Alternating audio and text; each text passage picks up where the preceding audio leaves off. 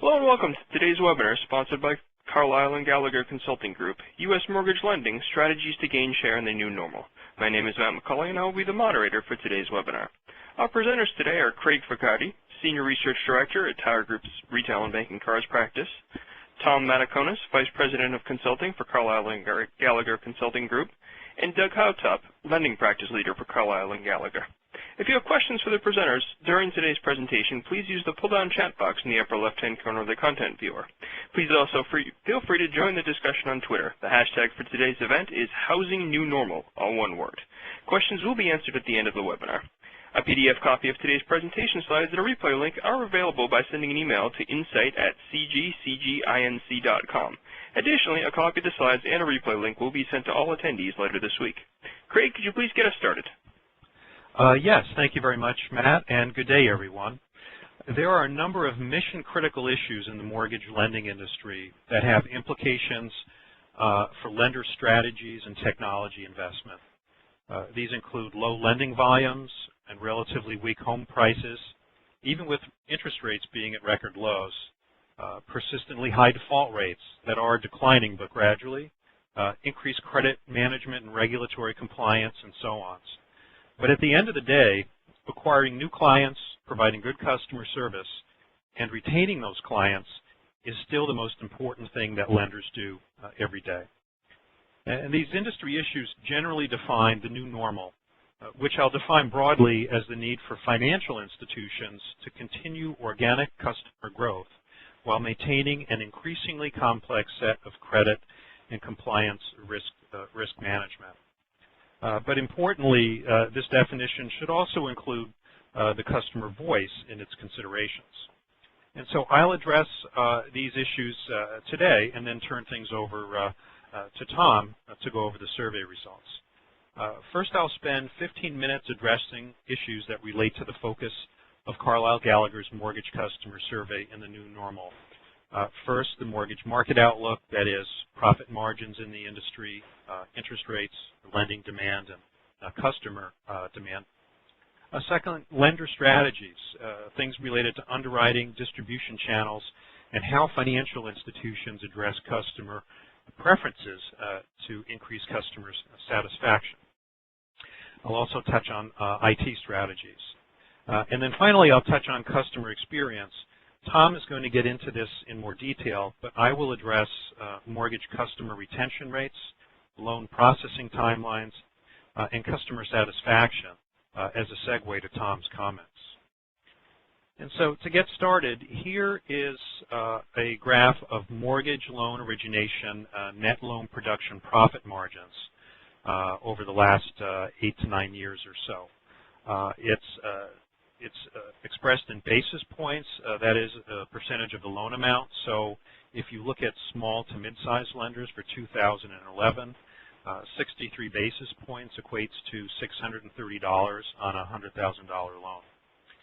You can see that since 2009, profit margins have essentially, returned to pre-recession levels and even some of the highest levels of the refinance boom in 2003.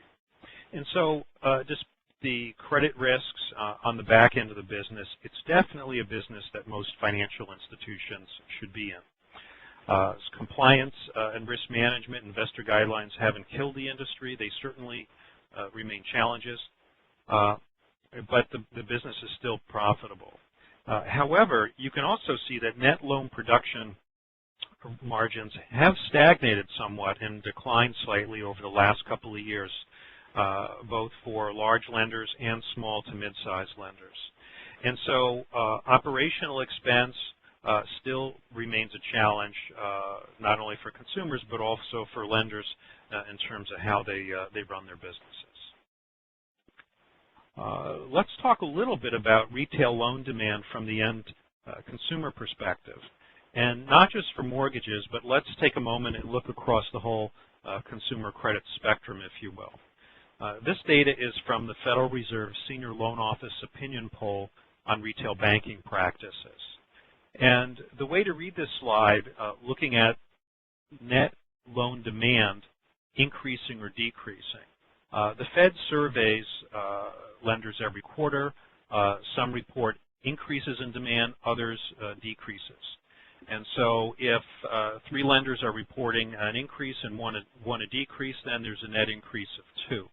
And so the survey results are expressed on a percentage basis. So you can see that for the mortgage sector back in the first quarter of 2011, 25% of organizations on a net basis were reporting decreases. And so guidelines were getting tighter. You can also see prime mortgages there in the dark black line increasing steadily over the last four quarters.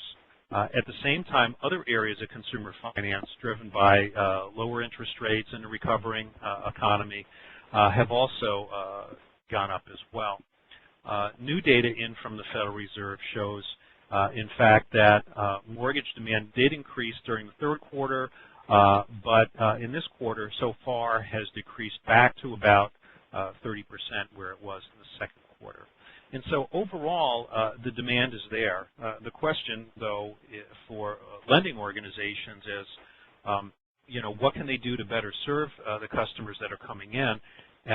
What's the lending volume, and how should they best compete for business by improving their operations and providing a good quality customer experience for the end customer? In terms of demand, the actual forecasts from the Mortgage Bankers Association, for next year are actually showing a decline on this exhibit. Now, this chart is familiar to all of you, but what's important has changed about it. And so if you look at the purchase volume and the refinance volume, you can, typically the refinance volume is very variable. You can also see, going back to 1989, that typically purchase demand goes up irrespective of what refinances are doing. Well, that hasn't been the case since 2005, and purchase volume has been declining for a number of years. So 2 key points here. One is that overall demand or production is not scheduled to increase next year because there's a lot of refinance volume that's occurred this year. And refi volume is declining. So the industry is hoping and counting on a steady increase in purchase demand and a resumption in that area for the sector to be healthy next year. So the question for lenders is, are they prepared for the shift in the market? What strategies do they have to appeal to those specific types of customers? And what are their interests and needs in terms of products, service, and channel for getting their business? And Tom's survey will address a number of those issues. I mentioned at the outset in my opening remarks a number of key industry issues, and those are listed here on the left-hand side. The impact of compliance from federal and state regulators, from mortgage-backed security investors, a still relatively weak jobs market and home prices, and so forth. Customer demand for mobile applications, and the quality of customer experience at the retail branch is another key issue. And when I talk about channel volumes in a minute, I'll mention why. But I wanted to summarize here for you some of the key issues that relate to the focus of the Carlyle Gallagher presentation. I can't go through everything in detail, but probably the 2 key points to mention here are lender strategies related to compliance, how they've had to increase staff, reorient technology investments in that area, and do more quality control checks and whatnot. This has slowed down loan processing timelines. It's created more work for the end consumer and affected their customer satisfaction. That's probably the key point here, and certainly in your review of the presentation afterwards, you can go over this in more detail. But those are the key items here that I wanted to highlight. Now let's get into a couple of these issues in a bit more detail. I mentioned loan distribution channels. This exhibit shows mortgage lending channel market shares going back to 1996. Perhaps the biggest news is the shift away from the wholesale broker channel, which once increased and decreased it according to fluctuations in interest rates and refinance volume. That chain has been broken, and you can see for the last few years broker market share has pretty much dropped in half and is stagnating around 15% of the total market. But what are the implications of this for the retail end consumer? I think Tom's survey data will show that different customer segments with different channel preferences, such as interest rate shoppers, want to use broker channels versus retail channels. Yet at the same time, to better control compliance and credit risks, institutions have shifted away from that channel to the retail channel, which has put a lot of operational pressure there. So the key issue then is, what strategies do financial institutions have to capture an increased amount of purchase consumers, first-time home buyers, and others that may or may not want to utilize the retail channel or expecting a certain amount of service preference from within that channel. I mentioned technology briefly, and certainly consumers have technology needs and expectations as much as lenders have technology needs to manage their back office. Here, this exhibit shows a CEB Tower Group survey results from a first quarter survey of thousands of financial institutions. And it shows emerging technologies in loan origination. And certainly technology has a huge role to play in the overall customer experience. The survey looks at a number of items you can see there in the table. Pricing and analytics related items in the upper left-hand corner, tablet and smartphone-based application on the left and right, and cloud-based loan origination technology, and so forth. We then surveyed and asked customers about these technologies. Are they market ready, in production, or soon to be, or are they mostly in pilot at most lending organizations?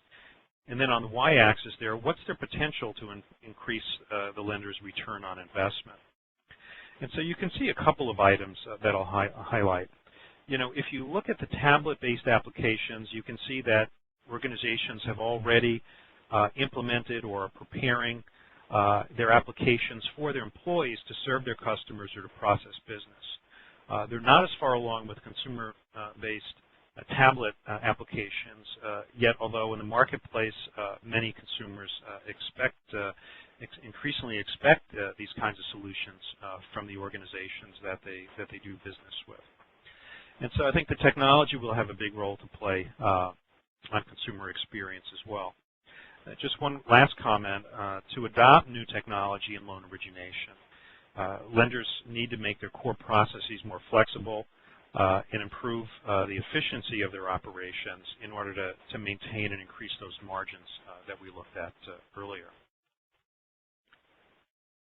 So we've talked a bit about a number of industry issues. We're talking about acquiring new customers, but just as important as acquiring new customers is retaining them or cross-selling them other products and services. Certainly for the mortgage industry, the ability to retain a customer is very much driven by their experience with the customer the first time they get a mortgage from you.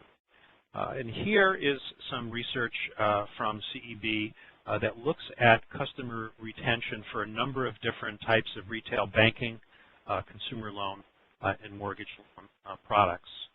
Across the top, we've categorized the products by the ease of account opening. Is it low, medium, or high in difficulty for account opening? On the left, how frequent is the use of this product after the account opening process is done? And you can see from mortgage a couple of things. The ease of account opening is low, meaning that it's not easy for mortgages, or medium for to refi or to get a HELOC. But the transactional frequency is low. And the importance of that is that if the frequency is low, meaning you're just getting the loan once and then just making your payments, you're not doing draws, you're not using it as a payment vehicle as for the other products, that accentuates the importance of the customer experience during the initial account opening process. And so it's critical that lenders make the customer experience as smooth as possible if they want to retain and cross-sell products to these customers. So how does the mortgage customer feel today? Well, Tom is going to go into that in detail in a minute, but here's what's been going on over the previous 4 years.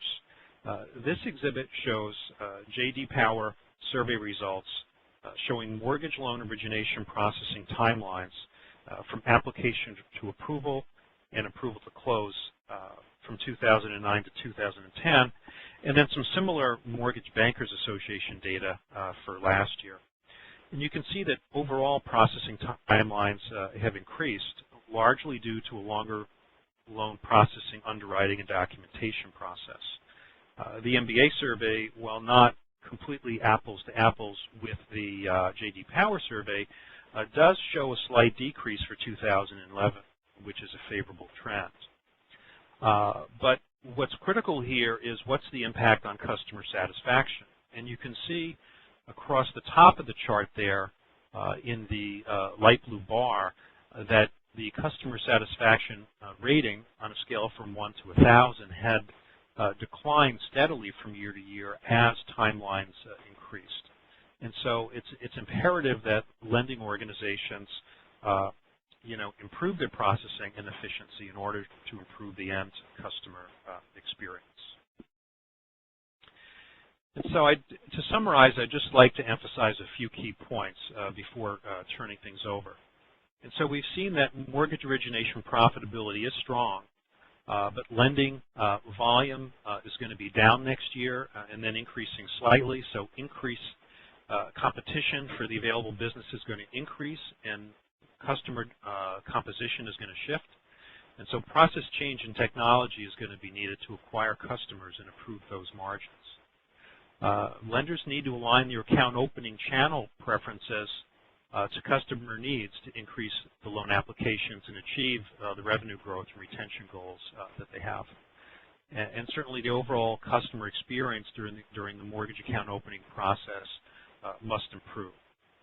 So before turning things over to I want to turn things over to Matt, our moderator, for a live polling question for you. Matt? Thank you, Craig. At this time, we'd like to take the opportunity for everybody to fill out our polling question, which you can now see on the screen. I'm going to read the question just to give some time for people to answer. How do you think the regulatory changes will impact your next mortgage? Better, worse, no change, or you don't know?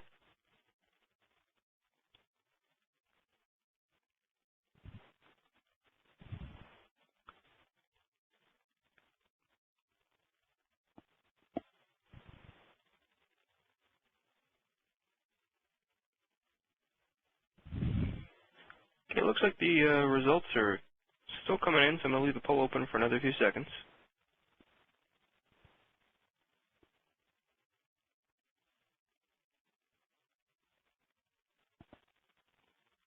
Okay. Craig, Tom, do you have any thoughts on the poll before we move on? This is Craig. Just briefly, I would say that that's what I would expect. About half are indicating that the regulatory changes are going to make the mortgage lending process worse. I might have actually expected that to be a bit higher than half. And so, although there is about a 20%, a 1 in 5 don't know category, I think the fact that that the results aren't higher is perhaps a good thing, or at least a silver lining to the results. Yeah, this is Tom Mataconis. This is consistent actually with what we found in our survey that looked across the United States. We actually found that 3/4 of all respondents thought that the regulatory changes would make the process worse or at best the same. So very consistent. All right, thank you, gentlemen. Tom, you want to take over? Sure. Thank you, Matt. As I mentioned, this is Tom Mataconis. I'm here with Doug Haltop. Together we lead Carlyle & Gallagher's mortgage practice.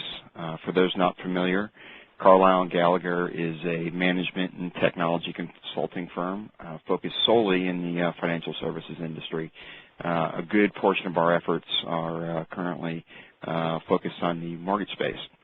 As a backdrop to this survey, Doug and I and others in our mortgage practice had spent quite a bit of time talking with some of the top lenders in the United States about the new normal, as Craig described earlier. Where they were going in terms of the problems they were addressing, how risk and regulatory played into those problems. One question that we asked that we didn't get consistent response from was, where's the customer in all of this? What is it that the customer wants? How have customer attitudes changed over time? And how are you aligning some of your efforts to that new voice of the customer? That as a backdrop, this was really the impetus for us to go out and firsthand query the United States consumer base to really understand where they were and what they were thinking of as they sought mortgage products. The questions that we asked, you can see right now, but essentially we sought to understand what is the current view towards the mortgage product, both home ownership overall and the importance of home ownership. What has changed, what are the biggest pain points in the application process, and what are the biggest factors under consideration as you look for a new mortgage. What are the trade-offs? Are customers willing to pay more for a mortgage for better customer service? And then lastly, very importantly, where does a customer's primary bank play in all of this? Good news on the onset is that home ownership confidence is still high. Almost half of the respondents see their home values increasing significantly over time, and 90% see them flat growth or maintaining value. So it looks as if the crisis that we were in, at least homeowners' view towards the future, is improving. And along with that, no surprise here, but home ownership is still one of the most important investments that the vast majority of us will ever consider. So the mortgage product is an extremely important product in our portfolios across the United States. With that in mind, looking at the importance of the mortgage product, we sought to understand, well, what exactly are consumers going to be looking for in the next few years? As Craig had mentioned, and consistent with the MBA and other surveys, we also see refinance volume dropping over the next few years here. When we asked the question, under what circumstances would you refinance your home, nearly half of the respondents said it would need to be a savings of greater than 10%, which equates to more than a 1-point interest drop.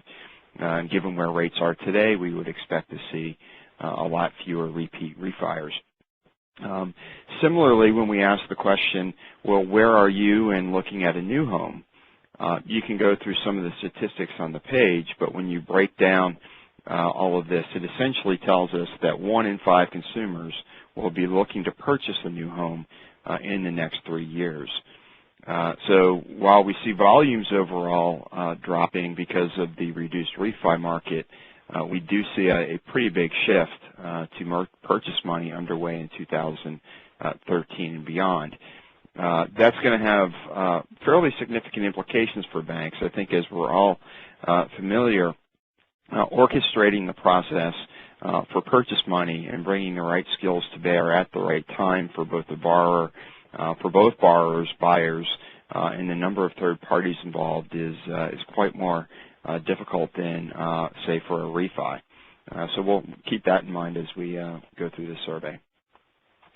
We then asked the consumer base, well, as you're thinking about a mortgage product, what are the key factors that you take into consideration? 61% of all consumers said that cost was the number one factor, and 84% said it was one of the top 5 factors. Cost, under any of the scenarios that we looked at, remains a significant driver of a decision to go with one product or one provider over the other. When we further broke down what are the other elements that consumers take into account, two categories really popped up as prominent.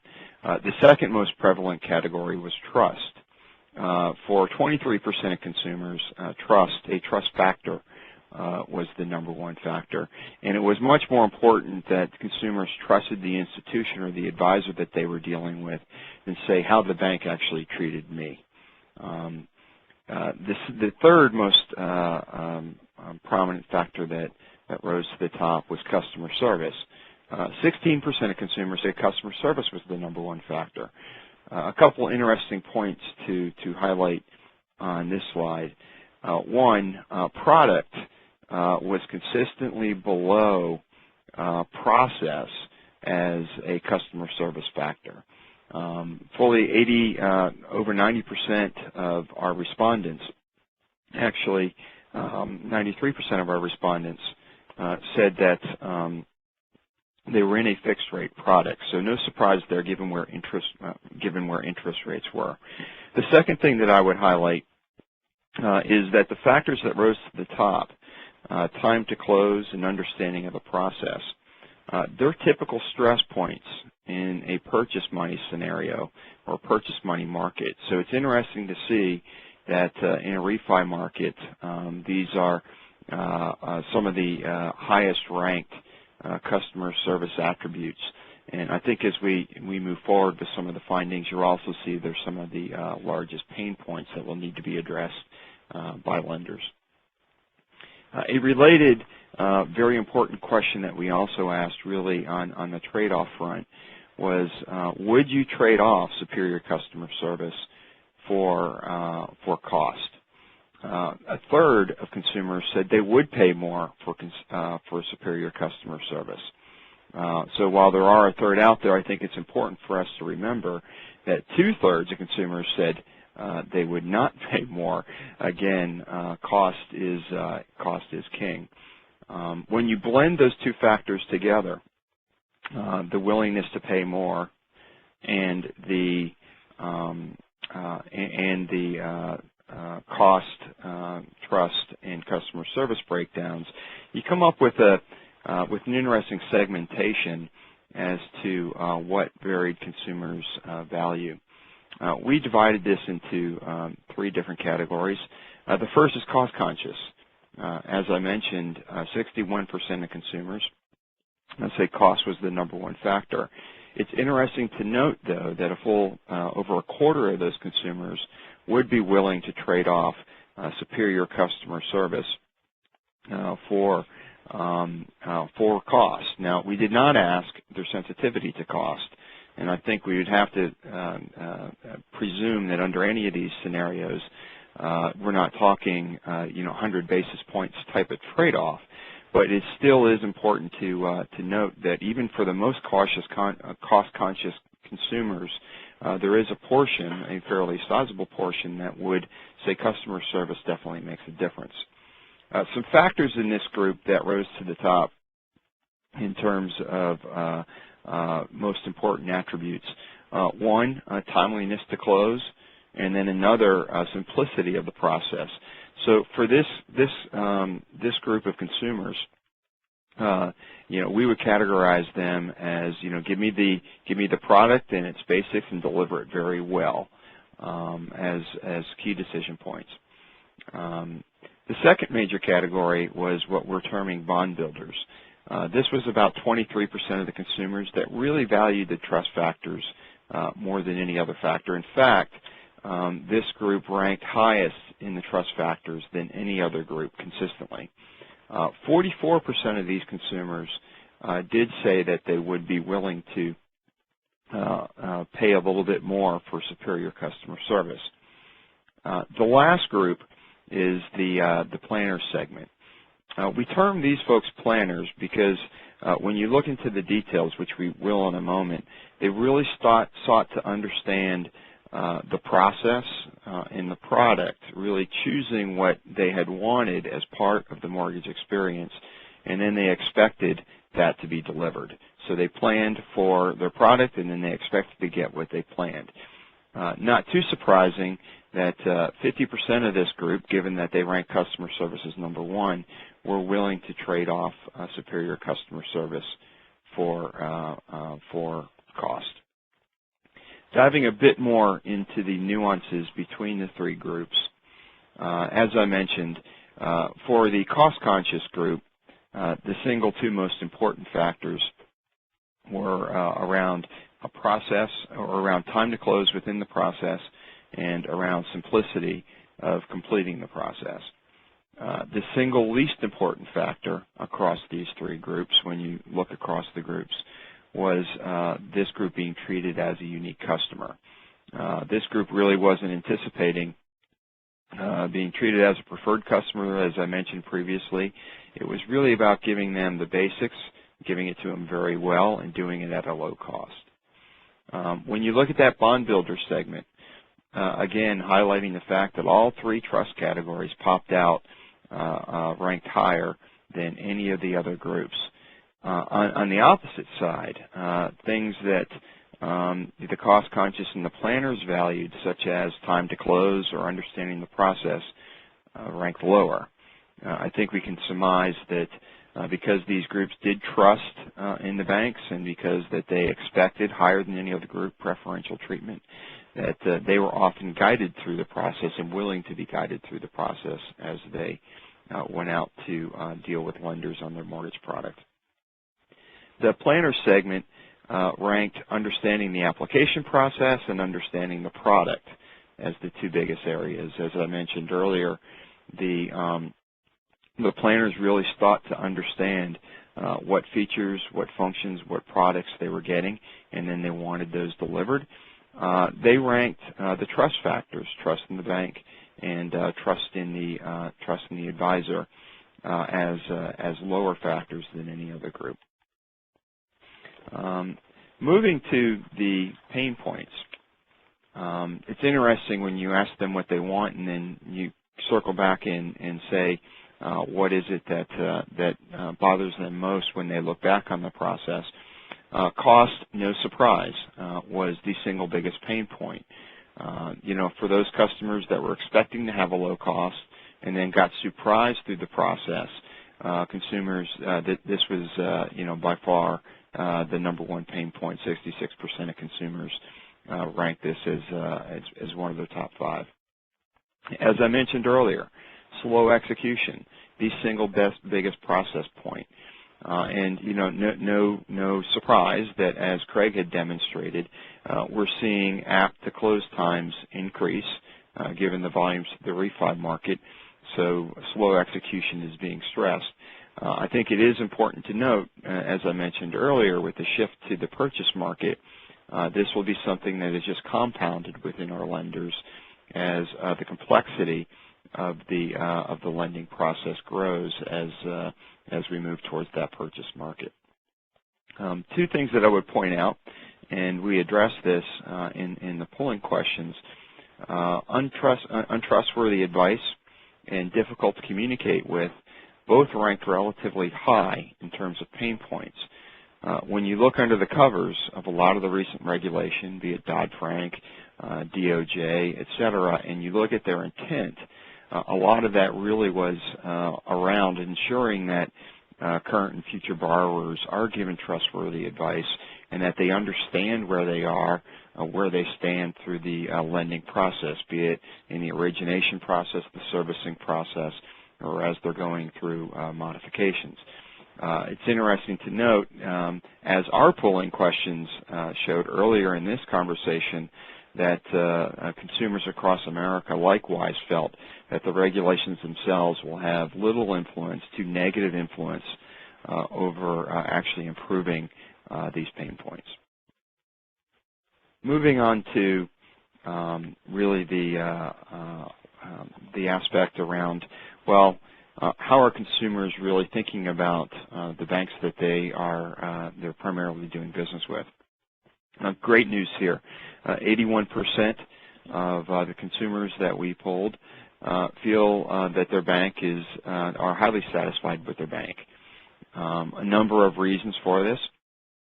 A lot of it coming down to, a primary bank they considered is where they do their checking, where they do their online transactions, and banks are doing a good job with that.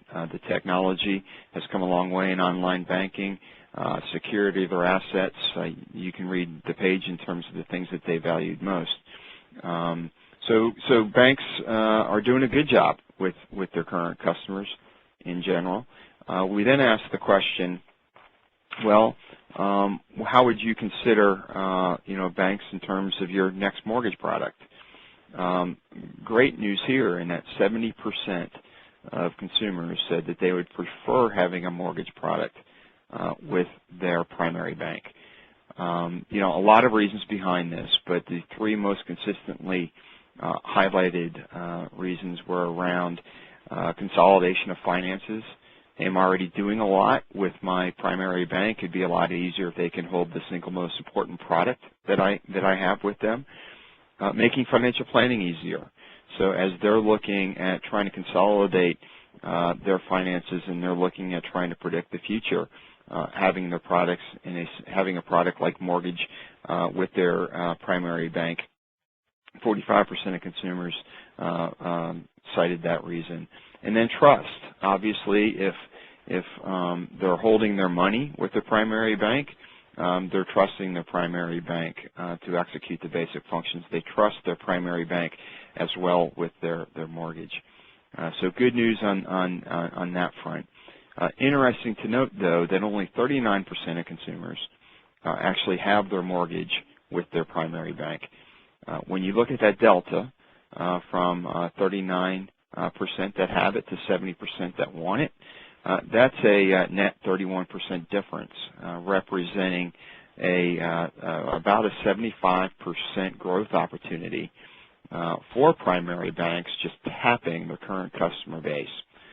We expect that in a refi market actually to increase.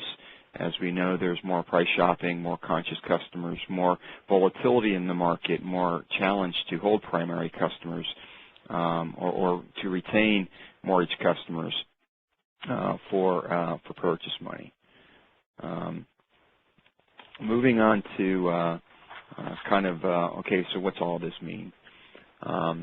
The genesis of this was to really understand where the minds of the United States consumer was in terms of what they think about when purchasing a mortgage product. As we're going out talking to banks and we're talking about how to take the voice of customer into consideration, there's a few things that we're emphasizing. One, banks have already spent a huge amount of money and are going to be spending more money in terms of keeping customers whole, complying to regulatory processes, plugging known and being under discovery gaps. Let's leverage that investment to align to some of these customer values. This doesn't necessarily need to be additive in terms of addressing customer values.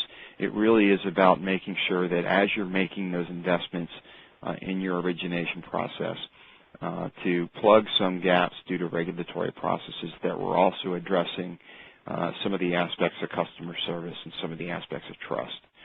Another point on leverage really is when you look at the investment made to keep customers whole and ensure that those customers that we can retain through loan modification processes, all of the insight, all of the customer contact mechanisms that have been built by many of the banks, is there an opportunity to leverage that investment to use to identify customers that we currently have that are in good standing, that are ripe for a new product, a new mortgage, a new home in the next few years? Can we be proactively identifying those customers through insight or other existing investments and using that insight to let them know we want your business, align to them the messages that are coming out through this survey? I think the second key message to our clients, the banks, is let's make sure we focus on what the customers have told us they value. They value cost, they value trust, they value customer service. There are some pretty basic messages that can go out as we see through this survey that emphasize points around understanding where you are in the process, being predictable through the process, ensuring that customers know that you want their business and are willing to value that through preferential treatment, et cetera, on the front end or before they actually go shopping for a product.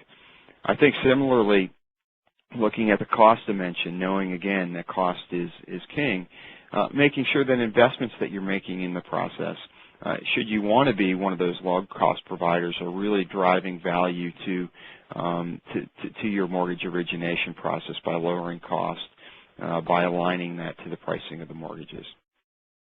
I think the third thing that we would say in regards to how banks can take advantage of this, there's a large customer base that is very happy with the services that banks are providing. Let's capitalize on that customer base. Let's make sure that we are getting the message out to them. Let's make sure that our channels can proactively identify those customers and that we can align, whether it's through mail, contact centers, advisors, or by other means, who those customers are, and they know that we want their businesses as they begin shopping for new homes. So with that, I will turn it back over to Matt, and Matt, see if we have any questions out there. Thank you, Tom. Thank you, Craig, as well. We will spend the remaining time of the webinar answering questions. If you have a question, please use the Q&A pull-down chat box in the upper left-hand corner of the content viewer. We have received a few already. The first question I have is, regarding the profit margin trends, what operational strategies or technologies do you think will move the needle most going forward? Craig, you want to start us off and then pass it off to Tom and Doug? Okay, yeah, sure. Sounds good. Thanks, Matt. Operational strategies and technologies, there's certainly a number of them that come to mind. I think, workflow and systems integration to help improve process, the technology support for the operations is critical. I mentioned earlier the shift towards retail production, putting a lot of pressure on processors and underwriters in manual paper-based processes. And so I think if organizations take a look at their workflows, they do some business process reengineering, script those out, look for areas of improvement and bottlenecks and pain points, then I think they can restore the profit margins of yesteryear. Yeah, and this is Tom. I would say that there are some investments that banks could be making that aren't the big dollar investments, replacing the entire origination system or re-engineering, retooling everything, that from a customer point of view would be very value added, and from a cost conscious, from a profit point of view, wouldn't hinder operations. Things such as providing a consistent dashboard for a customer to see where they are in the process, allowing newer technologies to inform them and update them as to statuses or what information may be missing as we're driving through the process. So, as I'm thinking about the value aspect and the investments that can be made, and keeping profit in mind, there are certainly some things that we heard through the survey that can make a difference that aren't significant large dollar investments that we've typically seen in the past. Thank you. Our next question is, increasing consumer demand seems somewhat contradictory to the flat industry volume projections. Could you clarify this? Yeah, sure. I think it has to do with purchase versus refinance volume for starters. There's been strong demand recently, but the refi volume is starting to drop off, although it's still pretty high. And so I think 2012 got a bump from refis. In 2013, that's going to be a bit smaller next year. But I do think that there's pent-up demand amongst first-time home buyers. Jobs are starting to improve, and the purchase market will increase over 2012. I think part of it's going to come down to some policy decisions post-election. We've all been hearing a lot about the fiscal cliff. That is, the need to increase government revenues, but at the same time cut down on spending. Otherwise, what happens to interest rates and such? I think if that sorts itself out well, and the more positive trends in stable home prices, it'll bring a lot more customers back into the market next year. Yeah, this is Tom. I completely agree with Craig. When purchase money, when home purchases are where they are, even a 15 to 20% increase year over year isn't going to offset the refi decreases. And as was very evident through the survey, the opportunity for banks to really look at repeat refires is drying up, just given where interest rates are. Even with an interest rate shift, you're still looking at for most of us that have refied somewhere in the threes or low fours, you're still looking at a pretty big drop needed to get those consumers back into the market from a refi purpose, which we don't see coming. Thank you. Our next question is, you showed mortgage underwriting guidelines as still being tight. Few lenders are loosening. How can lenders reasonably change strategy if they're dependent on Fannie, Freddie, and FHA guidelines? Yeah, I mean that's an excellent question. A lot of the market has some very strict guidelines, and there's a lot less flexibility that lenders have today. Some organizations are originating slightly higher risk loans and keeping those in portfolio for seasoning. The non Fannie Freddie market is way down yet. I think just this week one big conduit, Redwood Trust, is issuing another private label mortgage-backed security.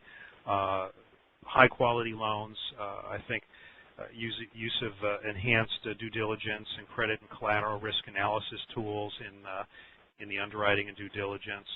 And so I think squeaky clean credits and good processes have a way of improving investor confidence.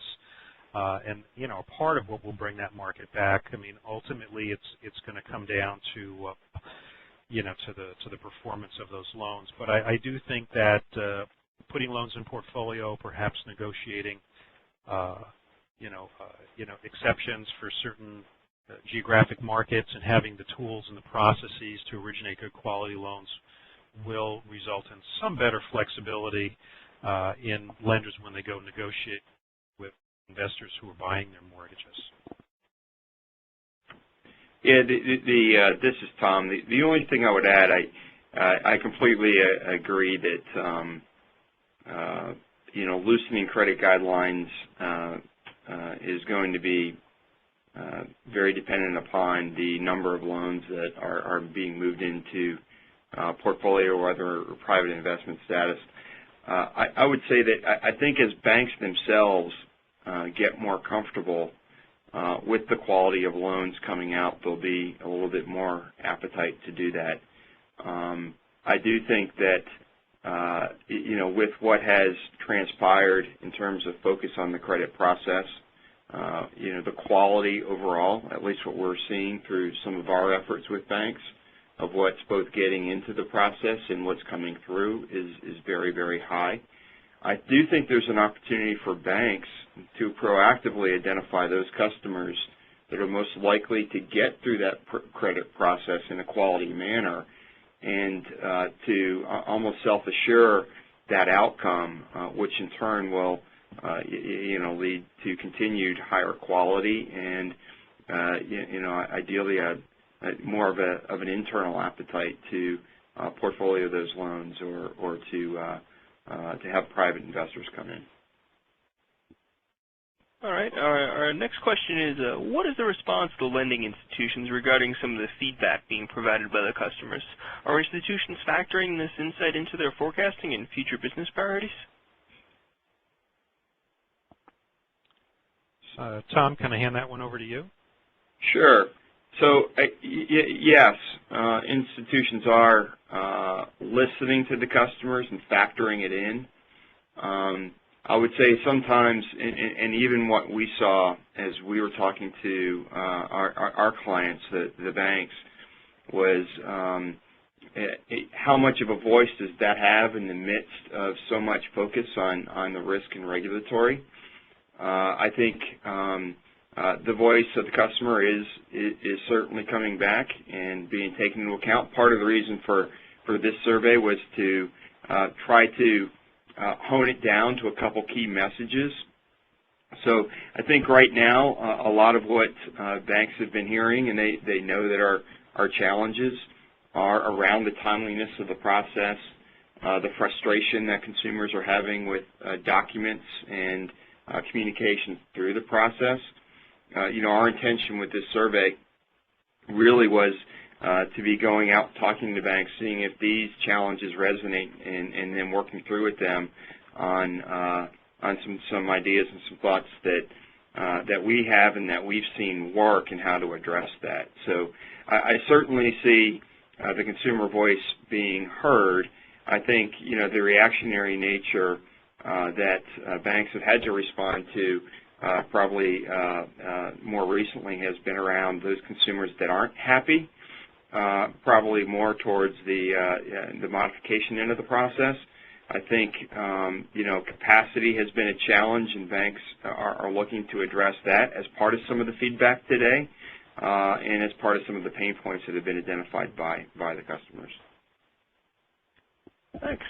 Looks like we have time for one more question. I think this one might be as well for you, Tom. Can you better define how much impact time to approval or time to close affects opinions regarding customer service versus the traditional factors like friendliness, helpfulness, availability, and knowledge? So to put a number on it would probably be a little bit of an injustice, because I think time to close is one of those factors that it's all dependent upon the borrower's situation. So depending upon if a borrower is in a purchase transaction, when they're going to be getting out of their house, when they're going to be selling their other house, what is their target time to close? I think the right metric is how far off are you from what the customer wants. So if the customer is looking for a very aggressive time to close, whether through a refi or a purchase, does the bank have the capability to customize that customer experience to meet borrower expectations? Or do you have a 10-day lag time or a 20-day lag time because you're somehow internally constrained? Similar with purchase money, I think it's very important up front to understand borrower expectations in terms of when they see that transaction needing to occur, to bring all the constituents together, and then together working with the bank to ensure that that timeline is met. Now, ultimately, I would say what our survey is pointing out is that the consumers are expecting the banks to be taking that into consideration. And, some of what we're hearing is that, at least right now, banks aren't in a position to do that because of either being undercapacitized given volumes or the complexities of the process that they're going through, some of which were pointed out here. The important thing for banks, I think, is to understand that, one, this is a priority, and then two, to burn it into their processes and their measures, both up front and through the back end, so they can monitor and continuously improve. And this is Craig. I would just add briefly, time to close can certainly impact the total cost to the consumer, or potentially the lender as well. If it takes under 60 days to complete a mortgage, the lender has certain hedging costs associated with that mortgage, and certainly rate lock fees to the end consumer would be at a certain level. If the lender's a lot slower and it takes 90 days and a 90-day rate lock and a longer hedge period is required, that could increase the cost to the lender and or the consumer as well.